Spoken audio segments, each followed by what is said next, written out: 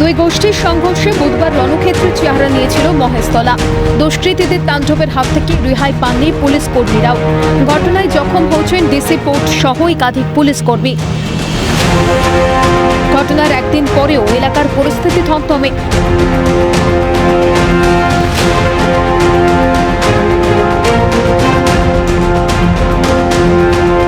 মহেশতলার এই ঘটনায় পুলিশের সক্রিয়তা নিয়ে উঠছে প্রশ্ন।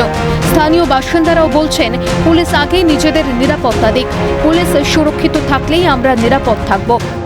এখন আমাদেরকে সিকিউরিটি দরকার নেই। কালকে যে ঘটনা আমরা দেখলাম, পুলিশকে সিকিউরিটি দরকার। আমি চাইছি পুলিশই অ্যাটাক হচ্ছে, পুলিশের উপরেও অ্যাটাক হচ্ছে। তো এটা আমি চাইছি পুলিশকে সিকিউরিটি দিন। আপনাদের মাধ্যমে এটা বলতে চাই, পুলিশকে সিকিউরিটি দিন। কালকে যে ঘটনা দেখলাম, কালকে স্কুলে ছুটি হয়েছে, ছোট ছোট বাচ্চা যাচ্ছে, পুলিশের উপরে ইট চার্জ হচ্ছে। তো এখন সিকিউরিটি কাকে দরকার আছে? পুলিশকে সিকিউরিটি দরকার। মেয়ে ছেলে আছে, তাদের একটু সিকিউরিটি দরকার আছে। এখন আমি তো চাই এটা তাদের সিকিউরিটি দরকার, পুলিশকে সিকিউরিটি দরকার। পুলিশকে সিকিউরিটি পাবে, তারপর আমরা সিকিউরিটি পাবো।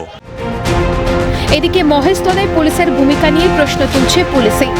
বৃহস্পতিবার সাংবাদিক বৈঠকে ডায়মন্ড হারবার পুলিশ জেলার অতিরিক্ত পুলিশ সুপার জোনাল মিথুন দের স্বীকারোক্তি, পুলিশের ভূমিকায় গাফিলতি ছিল। শুরুর দিকে আমরা পেরে উঠছিলাম না। At the PS level, if there is some lapse, there is some lacuna, there must be. So they will be taken to task.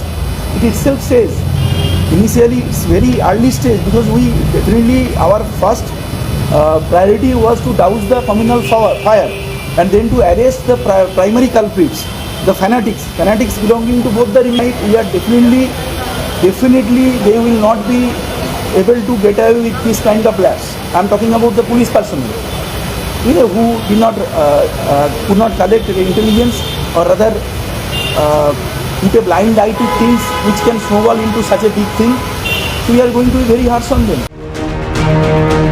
অর্থাৎ পরিস্থিতি সামলাতে পুলিশ যে ব্যর্থ হচ্ছে তা মানছেন পুলিশের পদস্থ কর্তারাই। এখানেই প্রশ্ন উঠছে যে সামান্য একটা বিবাদকে ঘিরে এত বড় ঘটনা কি করে ঘটল? অশান্তির আগাম কোনো খবর কি পুলিশের কাছে ছিল না? নিজেদের ব্যর্থতাকে স্বীকার করছে পুলিশ। এই ব্যর্থতার দায় কার? প্রশ্ন ওয়াকিবহাল মহলের। ক্যামেরায় নিখিল দাসের সঙ্গে মাহফিজুল ইসলাম ও রাজীব নস্করের রিপোর্ট, ক্যালকাটা নিউজ।